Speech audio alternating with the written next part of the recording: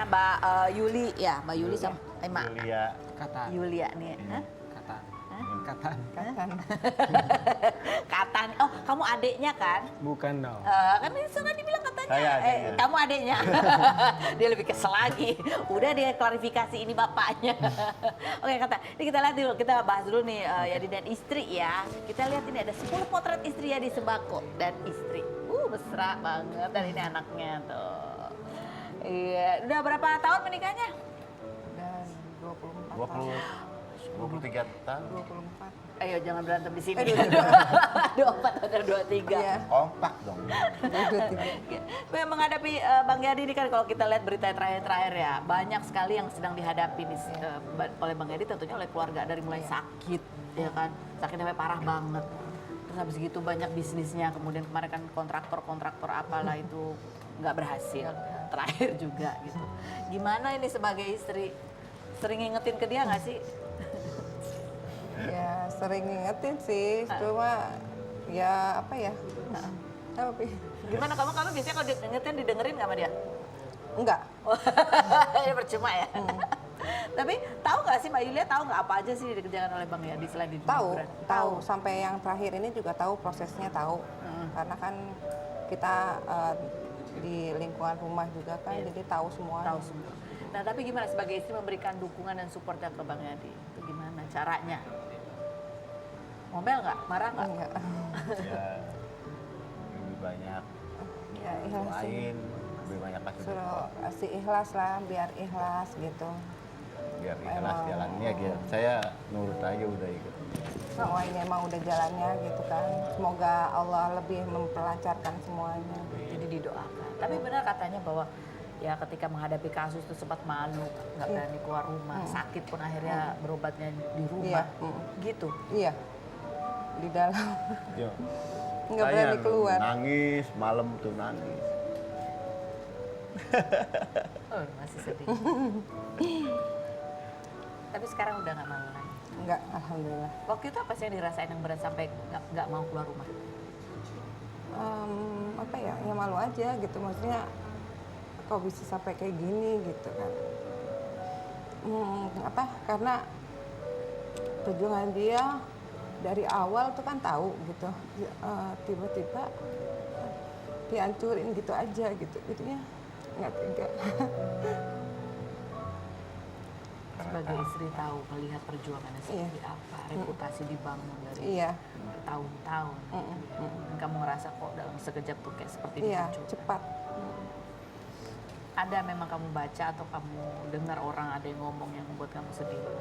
Enggak sih, cuma pas yang wartawan datang itu awal-awal tuh kita langsung, dia juga tahu, dia ngabarin bilang nih ada wartawan gitu di rumah gitu, akhirnya dia ngedrop gitu kan.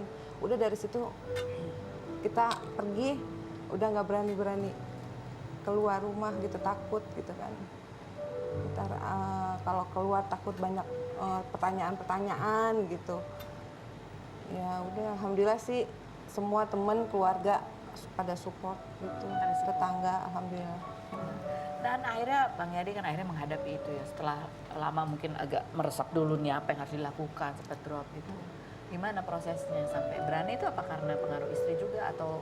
Ya pastinya support istri, anak-anak gitu kan. Walaupun saya juga tahu gitu, istri juga lagi posisi drop juga, saya tahu gitu. Tapi mereka, anak-anakku sama istri nih, sama keluarga besar tuh berusaha gitu menguatkan aku, karena aku yang paling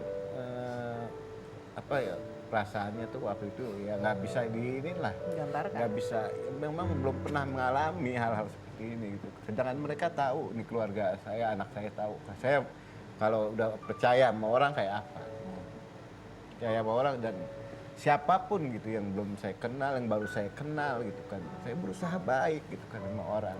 Cuman ya itulah banyak karena kebaikan saya dianggapnya bisa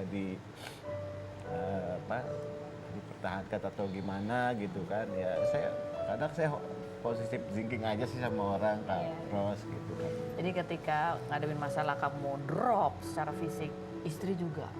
Tapi dua-duanya melihat nggak momen itu atau masing-masing berusaha terlihat kuat di hadapan pasangan masing-masing? Terlihat kuat sih. Berusaha terlihat Apalagi kuat. iya, apalagi depan anak-anak kan gitu. Alhamdulillah juga anak-anak kalau ini nggak pernah nanya gitu. Jadi mereka udah tahu tapi dia nggak mau ungkapin gitu loh. Gitu. Jadi berdoa. Iya, berdoa aja. Tapi kamu pas istri sakit kamu tahu dong, dan istri nggak mau dibawa ke rumah sakit itu kamu juga tahu ya? Iya, karena saya nggak mau dibawa rumah sakit. Untungnya dia punya saudara gitu kan, yang di bidang kesehatan gitu. Jadi saya diinfus di rumah, kasih Jadi, obat. kamu sebagai suami gimana ngelihatnya tahu istri sakit tapi nggak mau dibawa ke rumah sakit karena ya itu tadi dia nggak mau ketemu orang. Nih, Kamu gimana Bang Yadi? maksudnya Rasanya Bang Yadi sebagai suami? kayak apa ya melihat kita ini? Ya, Ya sedih. bagaimana sih kita tuh mau ngadepin orang aja, keluar buka pintu rumah aja, pasan banyak orang yang banyak mata langsung ngeliatin gitu. Padahal nggak ada orang gitu kan. Dan juga betul-betul mau apa, ada orang ada yang di depan pagar gitu, wartawan, nggak tahu ya Kang Amen gitu kan. Jadi udah apa, parno gitu, kita Penuh parno banget ya. banget. Jadi ya memang kita baru ngalamin gitu kan. Jadi harusnya bagaimana belum tahu kayak apa. Ini ada cuplikannya nih, cerita Bang Yadi di podcastnya Melani ya, soal kemarin dan soal sakitnya. Berikut ini coba kita lihat cuplikannya. Sekarang istri saya, keluarga saya, anak-anak saya, sama orang tua angkatnya istri itu kamu harus ditata hidupnya sekarang. Jadi kamu jangan mau diberdayain orang lagi dengan cara apapun, dan kepikiran semua. Karena Apa yang stres gue ya. rasain sakit udah aman-aman aja nih, Iya. gitu. Itu saat itu gue istri malu mau ke rumah sakit, malu kan.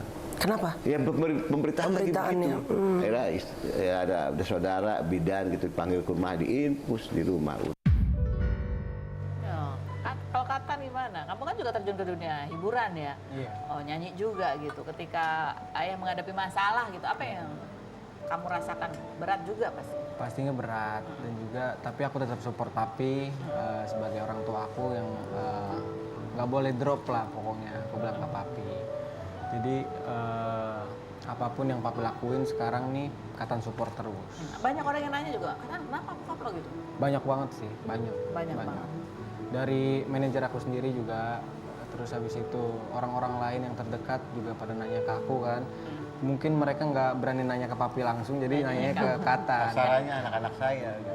Kamu ngerti nggak ketika ditanya kenapa? Kamu bisa jawab nggak sebenarnya? Kalian berikut ini jangan kemana-mana, tetap di Rumpi Musik.